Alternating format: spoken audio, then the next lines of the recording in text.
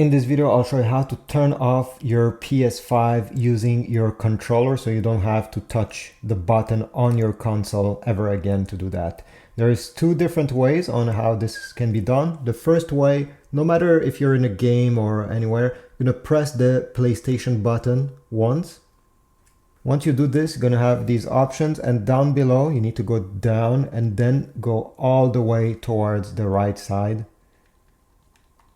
Okay, then click power, and then you have turn off PS5. By clicking this, okay, it will take just a few seconds. You're gonna see this appearing, wait, and it will be turned off when the screen is black. So the second way on how you can do the same exact thing is to log out. So on the main menu screen here, you're gonna go all the way to the top right corner where you have your profile.